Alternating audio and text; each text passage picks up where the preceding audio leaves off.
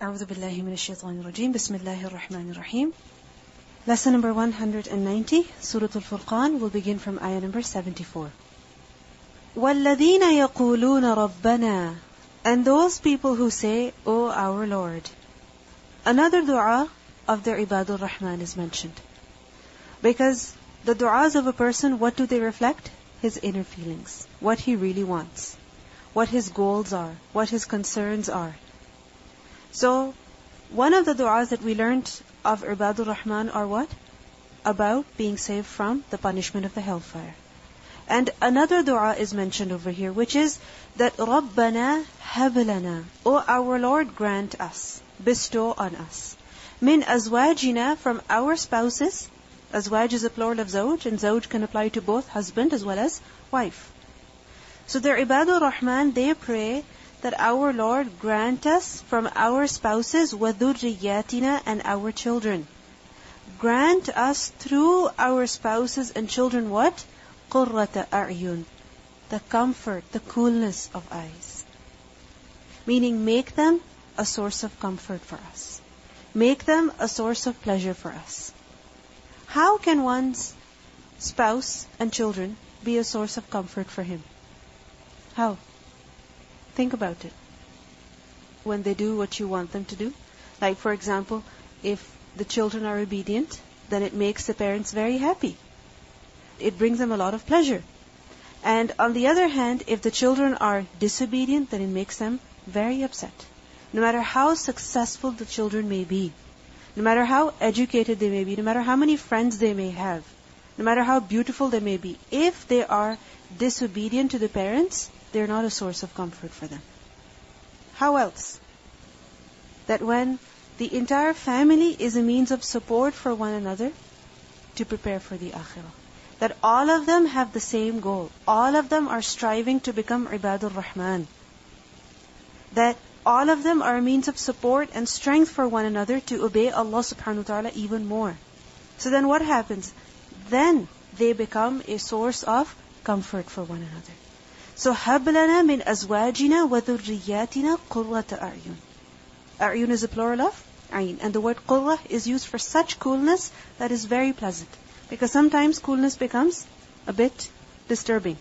However, there is some kind of coolness which, when you have it, when you experience it, it's a source of great comfort.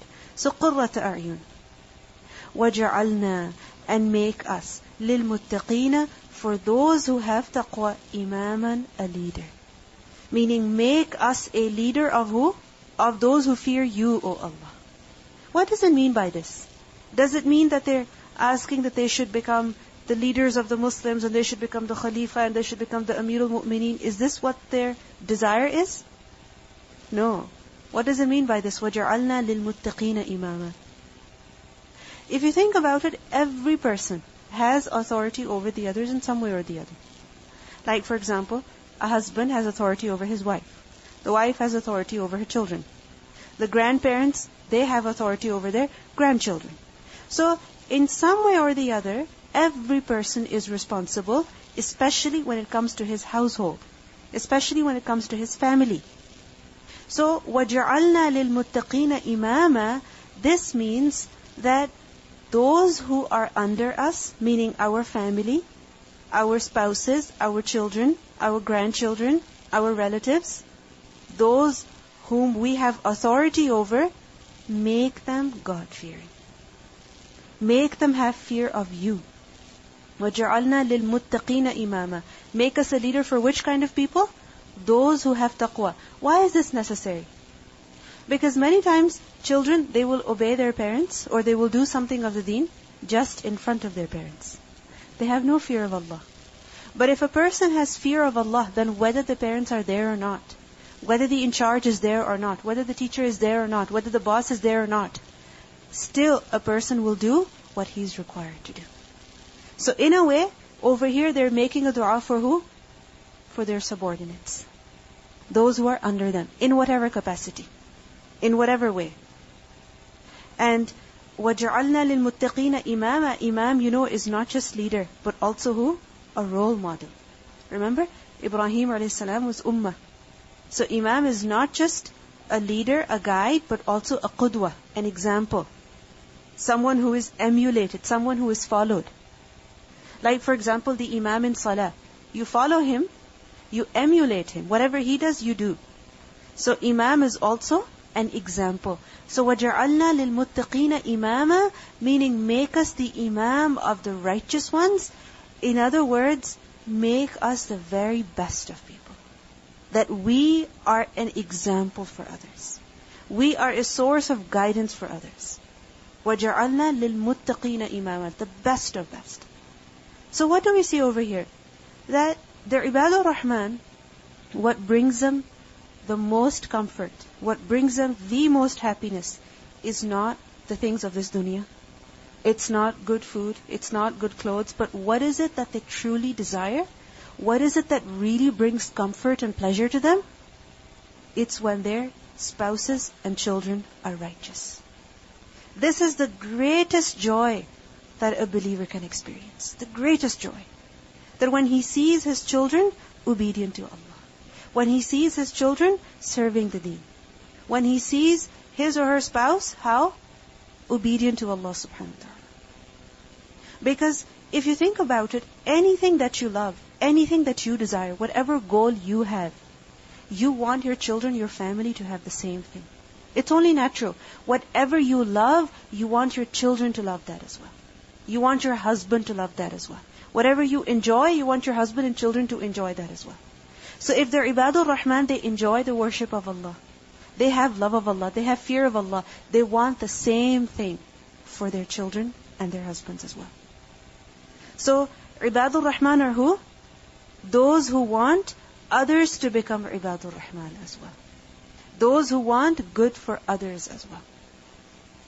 So we see over here that the Ibadur Rahman, they yearn to take their family along with them. And you see, it's very, very difficult to walk on this path alone.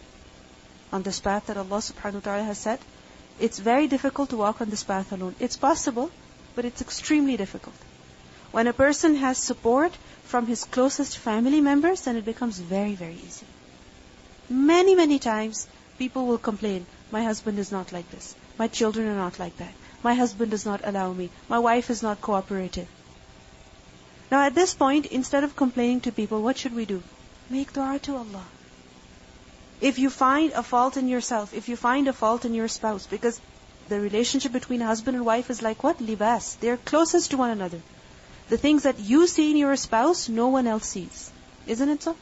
And when you see such things, instead of mentioning it to other people, instead of complaining about it to other people, pray for them. Make dua for them. That رَبَّنَا هَبْ لَنَا مِنْ أَزْوَاجِنَا وَذُرِّيَّاتِنَا قُرَّةَ أَعْيُنٍ وَجَعَلْنَا لِلْمُتَّقِينَ إِمَامًا. And we see that the du'as of the Ibadur Rahman, what do they revolve around?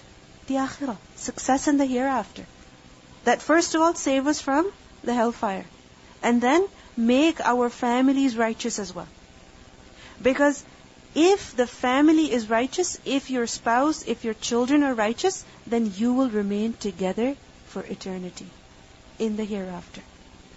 And if they are not righteous, then the separation is for eternity as well. Just think about it. If your husband is away for a month, if you haven't seen your child for a month, if you haven't seen your parents for a month, how do you feel? Someone whom you love a lot, if they have been away from you for over a month, how do you feel? You miss them. Sometimes parents become so concerned about their children that they're calling them all the time. Have you reached your school? Are you leaving? Okay, call me when you leave. Okay, call me when you get home. They are so concerned about their children that even for some time, if the children are away from them, they want to make sure they're fine. So how is it possible that we love to be together with our family members in this dunya, but in the hereafter we're not concerned? So they're Ibadur Rahman, whatever goals they have for themselves, they have the same goals for their family members as well. They want the same for their children. They want the same for their husbands. They want the same for their wives. This is what Ibadur Rahman want. And this is a sign of a true servant of Allah. That he does not just want good for himself, but also for his family. We also notice a very important thing. That the Ibadur Rahman, They're not such people who have cut off from the dunya completely, who do not get married, who do not have children. No. They are normal human beings. They have families. They have children. They give them rights. And this is possible for a servant. Because we see that the Prophet ﷺ, he is the best example for all of us. Uswatun hasana. And we see that he married, he had children, he was extremely righteous, he was an extremely obedient servant of Allah. So, when is a person a true servant of Allah? When he obeys Allah, when he worships Allah through every aspect of his life. Even through marriage, even through having children. Because when a person has children, then he has an opportunity to leave behind himself a great sadaqah jariyah. And if he does not have them, then he will not have that opportunity. So, what do we see? That the Ibadur Rahman, they are normal people. They have families. However, they do not leave their families in the sense that they actually take their families along with them in this path, in this way. Because whatever a person desires for himself, he also wants it for his family. Now, many times it happens that we're studying the Quran, we're learning about so much, but at the same time, our own children, our own brothers and sisters, our own spouses, they may have no idea. They may have absolutely no idea what treasure we are exposed to every single day. And this is unfair. This is not right. That we get to learn so much and we get to enjoy so much, but we don't share the same things with them. Many times when people come and ask me that how do I convince my husband to do this? How do I convince my husband to do that?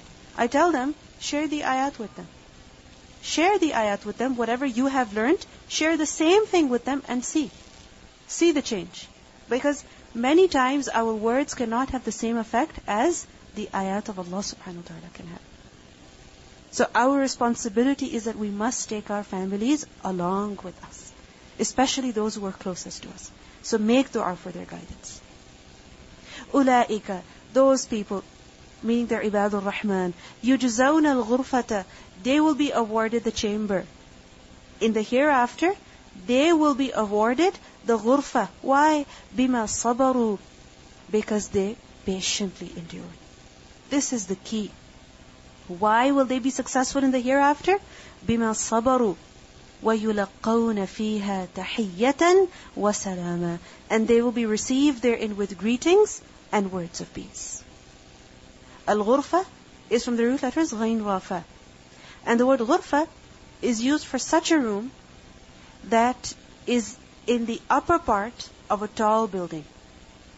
So it's such a room which is in the upper part of a tall building. Now we're not talking about an apartment building that has multiple floors. So we're talking about the penthouse over here? No.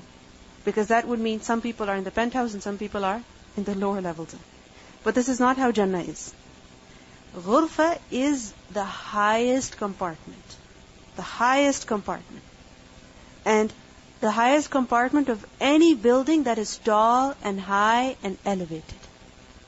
So, أُولَٰئِكَ يُجْزَوْنَ الْغُرْفَةَ. What does ghurfa mean? Ghurfa has been understood as a high rank in Jannah. Daraja rafi'a. And a very, very high rank in paradise. And has also been understood as that in Jannah, in the garden that they will get, in the level that they will be in, their houses, their residences will be how? They will be elevated. They will not be at ground level. They will be elevated. This is why when we learn about the rivers of paradise, what do we learn? تَجْرِي مِن تَحْتِهَا الْأَنْهَارُ. Why? Because it is as though it is flowing from underneath them. Because they will be high. So, أُولَٰئِكَ يُجْزَوْنَ الْغُرْفَةَ بِمَا صَبَرُوا. Because they were patient. Sabr. Sabr is the key. Because if you look at it, without sabr, you cannot walk with hawn. Without sabr, you cannot say peaceful words to the jahilun. Without sabr, you cannot stand up during the night. Without sabr, you cannot turn away from zur and turn away from lagh. No.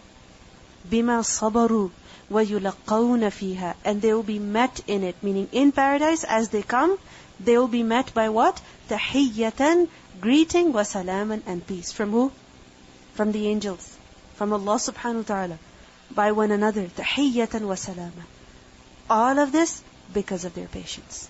In Surah Saba, ayah number 37, we learn وَهُمْ فِي الْغُرُفَاتِ آمِنُونَ, and they will be in the upper chambers of paradise, safe and secure.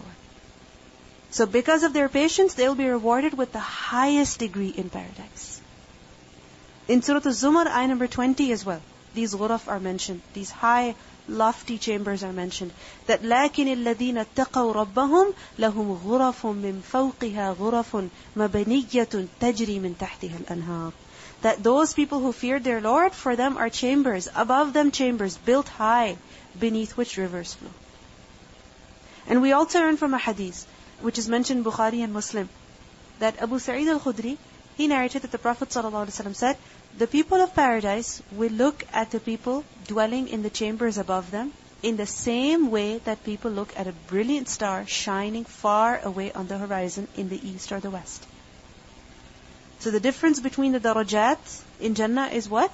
Is as big as great as the earth and the stars that we see in the sky, because of their superiority in reward over them.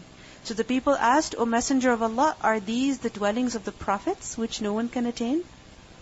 The Prophet ﷺ replied, no, by the one in whose hand is my soul, they are for the men who believed in Allah and also in His messengers. So such high levels, such high ghuraf are not just for the prophets of Allah, but also for those people who believed in the prophets of Allah. We also learn from another hadith that Abu Sa'id said that the Prophet ﷺ said, the people in the higher levels will be seen by those below them as if they were looking at a star rising in the horizon. Like a star that is rising in the horizon. So Allahu A'lam, how exactly these ghuraf will be, but what do we see? That there will be a great difference between the levels of paradise. And such people, they're Ibadur Rahman, they will be given the highest levels. They will be granted the highest levels. And these residences, these ghuraf, these upper chambers, these lofty chambers, what are they like? We learn from another hadith which is reported in Musnad Ahmad that the Prophet ﷺ said, in paradise there are rooms that their inside can be seen from outside, and the outside can be seen from inside. You understand? Their inside can be seen from outside, and their outside can be seen from inside. For us, oh wow, glass maybe? This is what we're thinking, right? But just remember that at the time of the Prophet ﷺ, where people had, houses that were made of mud or brick or tents or something like that, for them it was amazing. And even for us this would be amazing. Why? Because many times in this dunya what happens? When you have a glass, it reflects too much.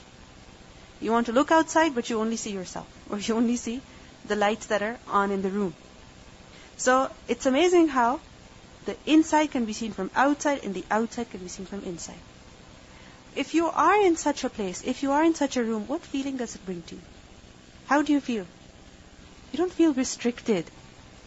Whereas if you are in a room that has walls and you cannot look beyond them, you feel restricted, no matter how big it is. But we see that these ghuraf in Jannah, they are such that even if the person is inside, he will not feel restricted. So the Prophet ﷺ was asked, for whom are these rooms, O Messenger of Allah? The Prophet ﷺ said, they are for the one who is soft in his speech, who feeds the people. First of all, soft in his speech. Secondly, feeds the people. Thirdly, continues to fast. And fourthly, and prays at night while the people are asleep. What do you need for that? Sabr. To be soft in speech when the other person is upsetting you. When the other person is being harsh towards you. When big answers, great answers are coming to your mind and you can throw them at those people. But at that time, soft in speech. What do you need? Sabr. Feeding the people. For that you also need sabr. To cook the food, to prepare the food, knowing that you're not going to eat any of it, it's actually going to other people. And to prepare it the way you would want to eat it, what do you need? Sabr. And in offering the food to people also, what do you need? Sabr. Because many times what happens, you give something to someone, and they begin to criticize immediately. Only this much? this is too much. This is too oily, this is too greasy, this is like that.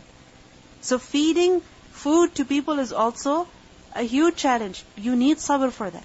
Continues to fast and prays at night while the people are asleep. So this is the price of getting the ghuraf in the hereafter. If you think about it in the dunya, what happens? People desire the best of homes. Isn't it so? They want the best of homes, the best of houses. Whenever people want to buy a house, they have literally a list of things that they want in their house. And if those things are not there, they're going to get the house altered, they're going to get the house renovated and make sure that they have whatever they want. And every sometime, what do they want? That they should be upgrading. They should go to a better house that suits their desires even more. And sometimes you will find very old people as well. What are they doing? Buying bigger, better houses. And it's amazing that you know that your life is coming to an end. Still you have a desire for such a big house. Still you have a desire for such a perfect house when you know you don't even have the strength to enjoy it, to maintain it. But still people desire it. Why? Because a house is a source of peace. And a house is a place where a person can really enjoy himself and he can enjoy the luxury. It brings satisfaction to a person. So when for the houses of dunya, people strive so much. They research so much. They put in so much effort to renovate the houses, to buy the house, to pay off the house. So much money people put in.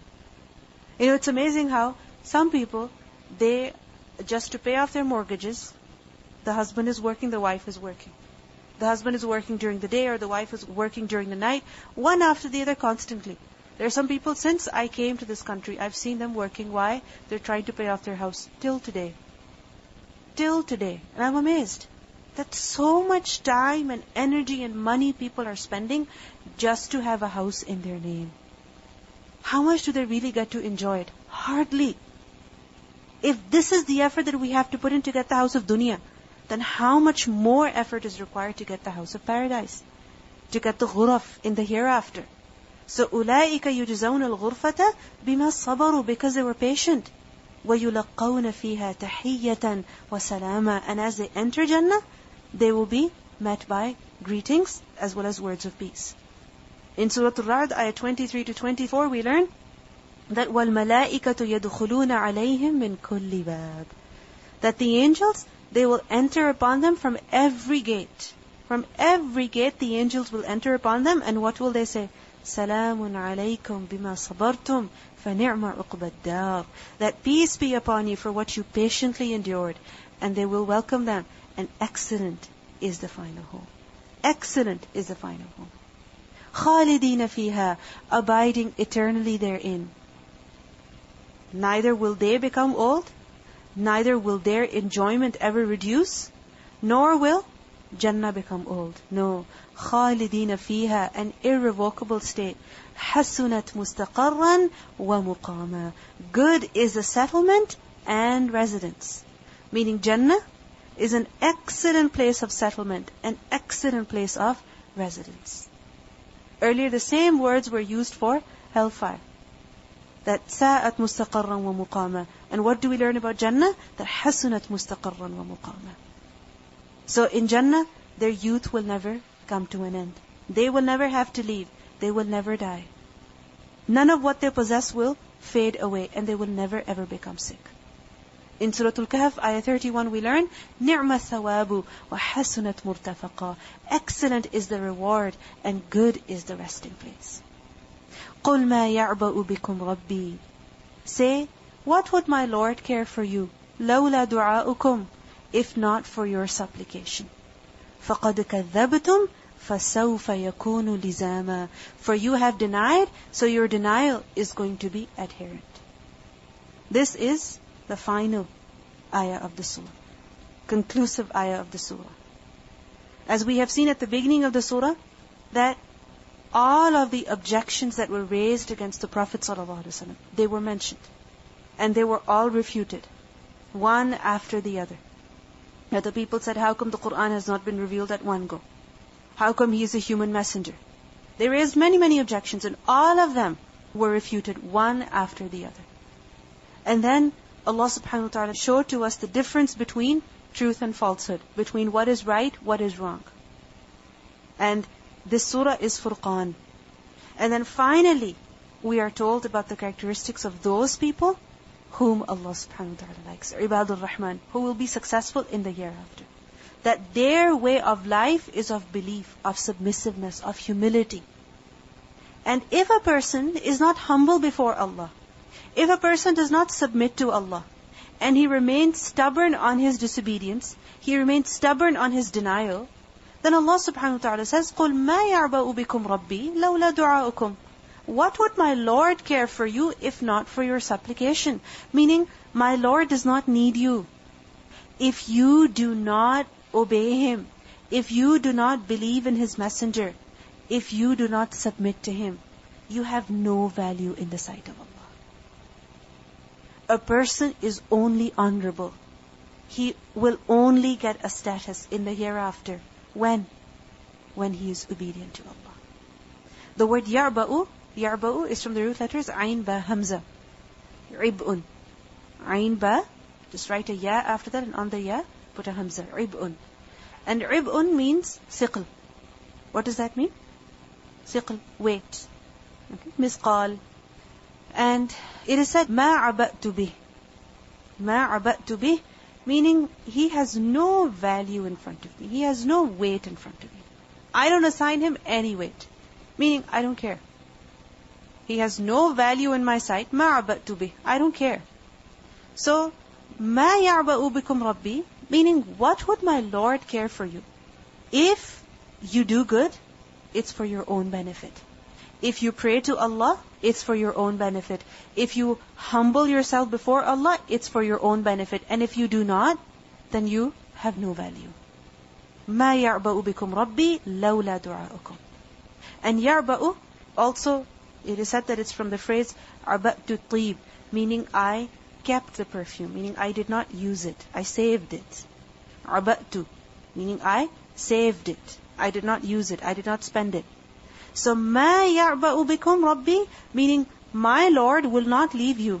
He will not spare you. He will not let you be. لَوْلَا دُعَاؤُكُمْ, if not for your calling Him. Meaning until you call upon Allah. And calling upon Allah is a sign of what? Humility and submissiveness, ibadah. So until you call upon Allah, you are fine. And the moment you turn away, the moment you think you do not need Allah, Allah does not even care about you. قُلْ مَا يَعْبَأُ بِكُمْ رَبِّي لَوْلَا دُعَاؤُكُمْ فَقَدْ كَذَّبْتُمْ. But now, O you people, you have denied. That despite the fact the message has been clarified to you, all of your objections have been refuted, all of your questions and your concerns have been answered, and you have been shown the two paths, and you have been told about the characteristics of those people whom Allah likes.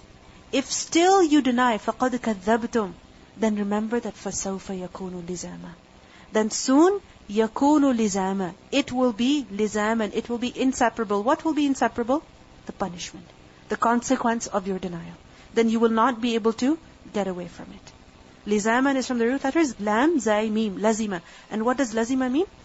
To stick to something, to adhere to something.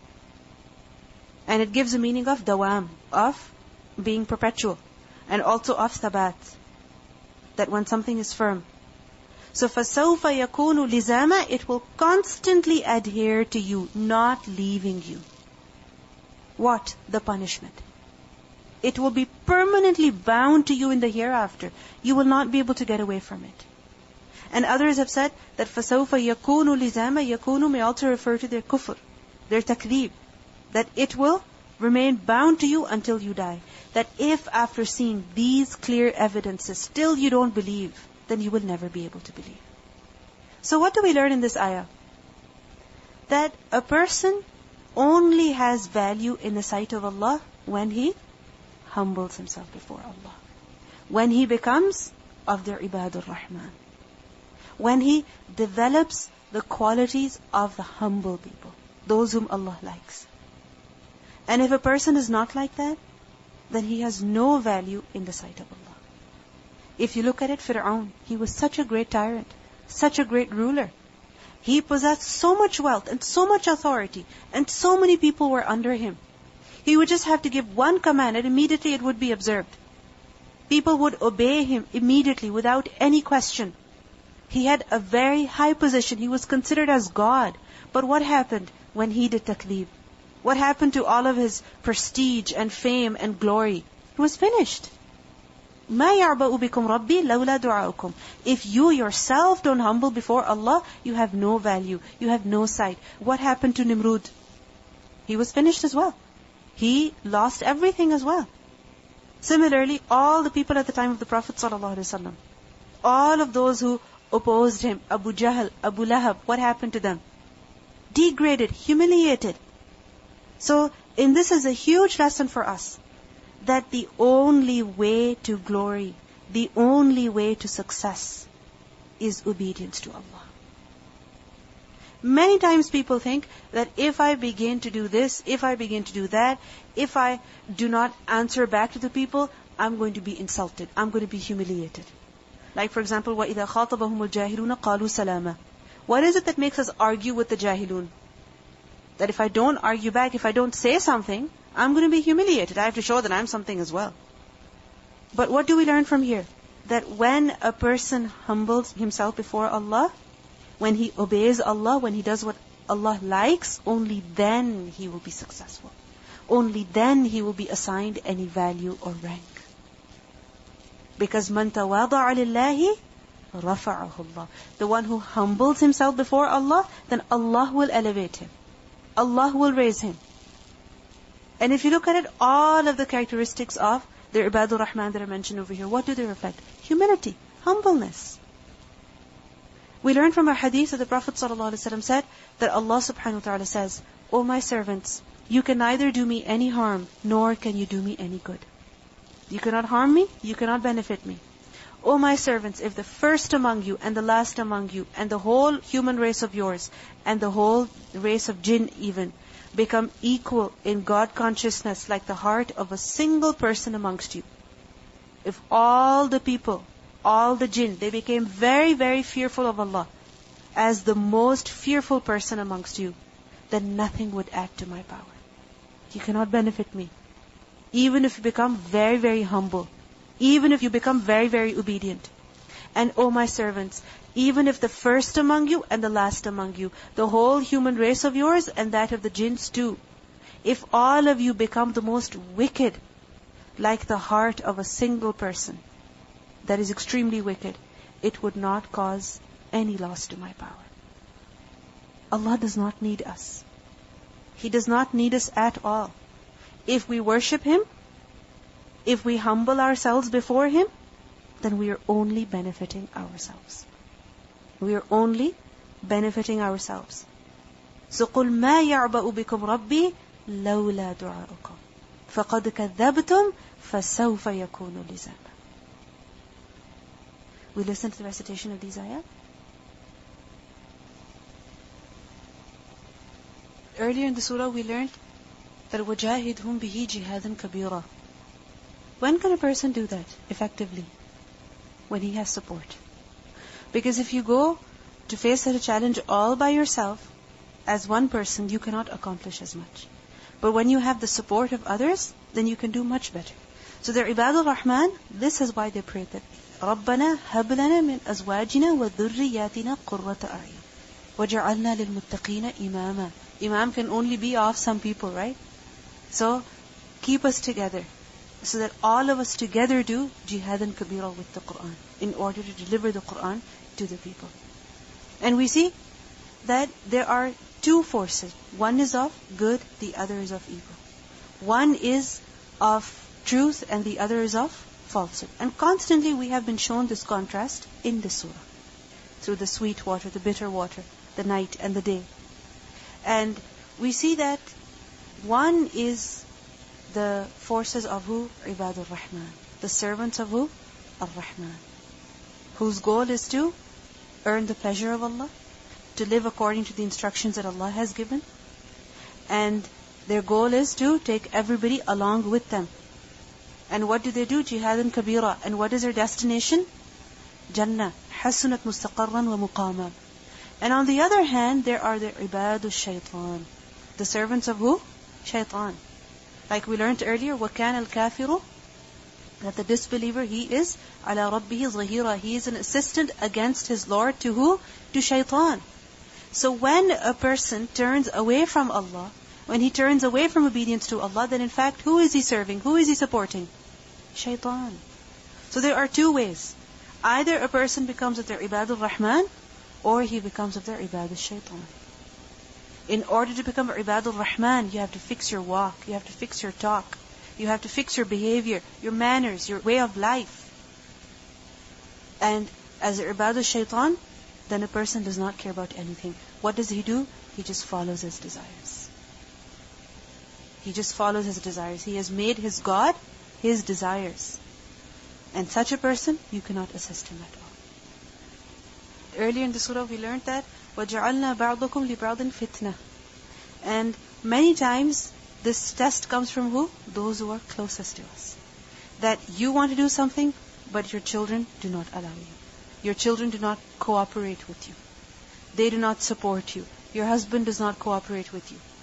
So these are the moments when your closest family members, they become a fitna for you. At that time, what is needed?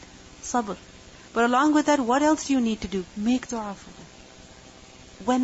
Whenever you feel that there is lack of support, even in the slightest way, whenever you feel that your parents, your husband is not being as supportive as you would want them to be, your child is not being that supportive, that cooperative, start making dua. Start making dua immediately. What happens to us? We go complain to people. Make dua. Ask Allah to change their heart. Ask Allah to give them the same feelings as you have been given. When a person is living a good life in this dunya, his family is very good, children are very obedient, husband is very successful, then what happens? He tends to forget the deen. But what do we see over here? That the children, the husband, the family, what are they? A source of support for the deen. If you think about it, many times we feel that only if we spend every moment with our children, every moment with our spouses, then we can have a strong relationship, then we can have a very good relationship. But we see that it is only Allah subhanahu wa ta'ala who can truly bring comfort to you from your family. That even if you get to spend a little bit of time with them, even a few hours with them in the day, not the whole day, but a few hours, a few moments, even those are a source of great comfort for you. Why? Because they're on the same path as yours. You know that they're going the same way, and that will bring you true comfort and pleasure.